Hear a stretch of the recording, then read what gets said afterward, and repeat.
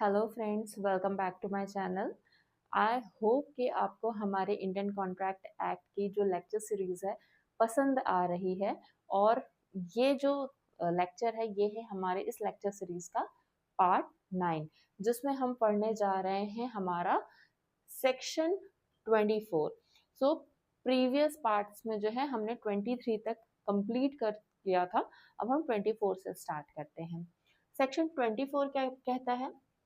void agreements if consideration and objects unlawful in part। अगर किसी भी एग्रीमेंट का एक छोटा सा हिस्सा भी अगर कंसिडरेशन एंड ऑब्जेक्ट के पार्ट में छोटा सा हिस्सा भी अगर इलीगल है, गैर कानूनी है और उसे अलग नहीं किया जा सकता है, जो सेवरेबल नहीं है, तो क्या हो जाएगा? वो पूरा का पूरा एग्रीमेंट क्या हो जाएगा? वॉइड हो जाएगा। अब हम इसी सेक्शन 24 के कुछ की एलिमेंट्स देखते हैं। पहला है हमारा अनसेवरेबल अनलॉफुल कंसिडरेशन। दूसरा है द टेस्ट ऑफ सेवरेबिलिटी, जिसमें if the illegal part can not be separated and if the illegal part can be separated. और लास्ट में हमारा है पब्लिक पॉलिसी रैशनेबल। अब इसको हम जल्दी से समझेंगे क्या बोल रहा है ये। पहला क्या बोल रहा है कि अनसेवरेबल है अनलॉफुल कंसिडरेशन। अगर कोई भी एग्रीमेंट है उसमें जो कंसिडरेशन है, कंसिडरेशन वाला जो पार्ट है वो अनलॉफुल है और उसको उस एग्रीमेंट से अलग नहीं किया जा सकता है। मतलब जैसे एक ही एग्रीमेंट में कई ऑब्जेक्ट्स हैं, लेकिन उनका जो अकाउंट है, कंसिडरेशन का जो अकाउंट है, सेम है।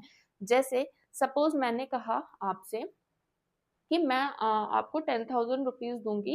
इस 10,000 रुपीज में आपको किसी स्कूल के लिए कुछ बुक्स आपको खरीद कर देनी है, और इसी 10,000 रुपए में आपको किसी एक बच्चे को वहां पे जाके मारना पीटना है। ठीक है। अब यहाँ मेरे दो अकाउंट्स हैं, दो ऑब्जेक्ट्स हैं। अकाउंट एक ही है, 10,000 एक ही बार उसको मिल रहा है। ठीक है, लेकिन दो कामों के लिए उसको बुक भी जो है डिस्ट्रीब्यूट करनी है और बच्चे को मारना भी है। अब इसमें एक काम तो लीगल है, बुक्स का डिस्ट्रीब्यूशन तो लीगल है, लेकिन बच्चे के साथ मारना पीटना जो है वो इलीगल हो जाएगा। तो यहाँ पर जो अकाउंट है, यहाँ पर जो कंसिडरेशन है वो क्या हो रहा है? उसको अलग नहीं किया जा सकता है। ठीक है, तो यहाँ पर जो एग्रीमेंट हो जाएगा पूरी तरीके से वॉइड हो जाएगा। हम ये नहीं कह सकते कि ठीक है मारने वाला हिस्सा गलत है लेकिन बुक्स डिस्ट्रीब्यूट करने वाला हिस्सा तो सही है ना, हम ये कोर्ट में नहीं बोल सकते। दूसरा, द टेस्ट ऑफ सेवरेबिलिटी, मतलब ये वही चीज हो गई कि जब इलीगल पार्ट को आप अलग नहीं कर सकते हैं और जब आप इलीगल पार्ट को अलग कर सकते हैं। तो जब आप इलीगल पार्ट को अलग कर सकते हैं तो ये हम आगे जो है सेक्शन 57 में पढ़ेंगे। अभी हम इसको यहीं पे छोड़ देते हैं। तो हमेशा ये देखा जाता है कि एग्रीमेंट में अगर इलीगल पार्ट अलग नहीं हो सकता है तो वो पूरा एग्रीमेंट क्या हो जाएगा? वॉइड हो जाएगा। अब लास्ट जो है हमारा पब्लिक पॉलिसी रैशनेबल, ये सिंपली ये कहता है कि कोर्ट की अकाउंटेबिलिटी नहीं होती है, न्यायालय की अकाउंटेबिलिटी बिल्कुल नहीं होती है कि वो तय करे कि वो ये तय करने में अपना समय वेस्ट करे, टाइम वेस्ट करे कि कौन सा पार्ट इलीगल है, कौन सा पार्ट लीगल है, कौन सा पार्ट जो है लॉफुल कंसिडरेशन है, कौन सा नहीं है, कौन सा लॉफुल ऑब्जेक्ट है, कौन सा नहीं है। इस चीज में कोर्ट अपना टाइम बर्बाद नहीं करती है, तो वो क्या हो जाता है? वो एग्रीमेंट को ही वॉइड कर देती है। अब इससे जुड़ा एक बहुत ही इम्पोर्टेंट एग्जाम्पल है जो हम बेयर एक्ट्स में पढ़ते हैं। इसमें पर्सन ए जो होता है पर्सन बी को प्रॉमिस करता है कि वो उसके जो इंडिगो मैन्युफैक्चरिंग का जो काम है वो भी उसका भी अकाउंट्स देखेगा, और जो उसके जो तस्करी करता है, जो इलीगल काम है, ठीक है, सामानों को जमाबंदी करता है, वो उसका अकाउंट भी देखेगा और हर महीने वो 2000 रुपए लेगा। ठीक है, अब वो एक तरफ तो जो लीगल काम है इंडिगो मैन्युफैक्चरिंग का, वो लीगल काम है, उसके लिए अगर वो 2000 रुपीज पर मंथ ले रहा है, दैट इज वैलिड रहेगा वो एग्रीमेंट। लेकिन जहां वो तस्करी वाले काम का, गुड्स के सामान का जो है, जो भी है, उसको अगर वो उसका अकाउंट्स देख रहा है, तो यहाँ पर क्या होगा, यहाँ पर वो जो है अनलॉफुल, जो हमारा कंसिडरेशन है, अनलॉफुल जो ऑब्जेक्ट रहेगा, उसकी वजह से पूरा का पूरा जो एग्रीमेंट है वो void हो जाएगा। हम ये नहीं कह सकते, इस अकाउंट को हम अलग अलग नहीं कर सकते हैं, क्योंकि सेम कंसिडरेशन मिल रहा है 2000 रुपये, उसको हम सेपरेट नहीं कर सकते हैं। तो इस तरीके से पूरा का पूरा एग्रीमेंट क्या हो जाएगा, वॉइड हो जाएगा, यानी कि न्यायालय इसको शून्य मानेगा। अब हम सेक्शन 25 की ओर बढ़ते हैं। तो हमें ये पता है कि कोई भी एग्रीमेंट में अगर कंसिडरेशन नहीं होता, अगर आप किसी के लिए कुछ काम कर रहे हैं और उसके बदले में आपको कुछ भी नहीं वापस मिल रहा है, कंसिडरेशन आपको नहीं मिल रहा है, तो वो इन्फोर्सेबल होगा ही नहीं, लॉ उसे इन्फोर्स करेगा ही नहीं। ठीक है, तो वो एग्रीमेंट नहीं बन पाएगा। लेकिन जो ये सेक्शन है, ये कहता है कुछ एक्सेप्शंस हैं जहां आप कंसिडरेशन नहीं होता है, लेकिन फिर भी वो एग्रीमेंट और कॉन्ट्रैक्ट बन सकता है। तो क्या है वो चीजें? Agreement without consideration is void, okay, ये हमें पता है, unless it is in writing and registered.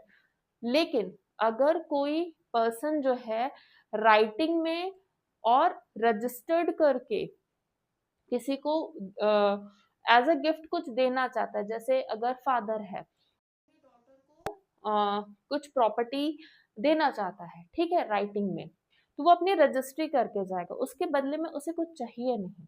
ठीक है, तो ऐसे जो चीजें होती हैं, ऐसे डॉक्यूमेंट्स, ऐसे जो कॉन्ट्रैक्ट होते हैं, वो वॉइड नहीं होते हैं, वो वैलिड ही होते हैं। ठीक है, अगर आप बहुत अफेक्शन के साथ, लव के साथ, केयर के साथ किसी को कुछ गिफ्ट करना चाहते हैं, तो वहां पे वैसा कॉन्ट्रैक्ट जो होगा वो वॉइड नहीं होगा। ठीक है, दूसरा क्या बोल रहा है, in a promise to compensate for something done और इन अ प्रॉमिस टू पे अ डेब्ट बार बाय लिमिटेशन लॉ। दूसरा ये बोल रहा है in a promise to compensate for something done. अगर, दूसरा एक्सेप्शन ये है कि अगर कोई व्यक्ति है जो अपने पहले के किए हुए कुछ काम के लिए उसे अब उसको कंपनसेट करना चाहता है, तो बाद में जो वो कंसिडरेशन करेगा वो भी वैलिड होगा। जैसे कि सपोज ए पर्सन है, उसका सामान जो है गिर जाता है, ट्रेन में छूट जाता है, ठीक है, वो बी को मिल जाता है। ठीक है, बी उसका पता वता करके उसका सामान ए को वापस कर देता है। अब कुछ समय बाद ए को रियलाइज होता है कि बी ने उसके लिए बहुत किया है, क्योंकि उस सामान में उसके कुछ जरूरी डॉक्यूमेंट्स भी थे। ठीक है, अब जब बी ए चाहेगा तो वो बी को उस चीज के लिए एज अ प्राइज, प्राइज नहीं बोलेंगे, एज अ अफेक्शन में भी, कि खुश हो करके उसे कंसिडरेशन में कुछ पैसे दे सकता है, 1000 रुपए, 500, जो भी उसको देना है। ठीक है, तो ऐसा जो कंसिडरेशन होता है वो भी वैलिड ही होता है। ठीक है, और इज अ प्रॉमिस टू पे अ डेब्ट बार बाय लिमिटेशन एक्ट। सपोज जैसे लिमिटेशन एक्ट है, उस लिमिटेशन लॉ है जो उसमें लिमिटेशन दी हुई रहती है। अब जैसे किसी ने लोन लिया है, उसको 3 साल का टाइम बीत गया, उसने लोन नहीं चुका पाया, तो यानी यहाँ टाइम बार्ड हो गया। ठीक है, अब यहाँ पर जो डेब्टर है वो लोन लेने वाले व्यक्ति को एक डॉक्यूमेंट में साइन करके ये बोल सकता है कि मैं आपको 6 महीने के अंदर मैं इतना जो बकाया हुआ पैसा है, ठीक है, वो चुका दूंगा। तो जो टाइम बार्ड के बाद किया गया जो डॉक्यूमेंट्स होते हैं, कॉन्ट्रैक्ट होता है, वो भी वैलिड माना जाएगा। ठीक है, तो सेक्शन 25 ये बोल रहा है कि ठीक है, बिना कंसिडरेशन के जो एग्रीमेंट होते हैं वो वॉइड होते हैं, लेकिन इसके 3 एक्सेप्शन है। पहला तो अगर आप राइटिंग और रजिस्टर्ड करके किसी को लव एंड अफेक्शन के थ्रू उसको देते हैं। दूसरा, पास्ट में हुई कोई घटना, इवेंट जो होता है, उसके लिए आप उसको बाद में कंसिडरेशन पे कर रहे हैं, वो भी वैलिड है। और तीसरा क्या बोला है, टाइम बार्ड के बाद अगर आप कोई ऐसा नया कॉन्ट्रैक्ट बना रहे हैं और उसको भी कोर्ट क्या है, वैलिड ही मानेगा। तो इस तरीके से हमारा सेक्शन 25 जो है यही कंप्लीट होता है। सो फ्रेंड्स, आज के लिए इतना ही। आज का लेक्चर पसंद आया है। आज हमने सेक्शन 24 और 25 कंप्लीट किया है। प्लीज मेरे चैनल को सपोर्ट करिए, वीडियो लाइक करिए, चैनल को सब्सक्राइब और अपने फ्रेंड्स के साथ इस लेक्चर सीरीज को शेयर करें। Thank you so much.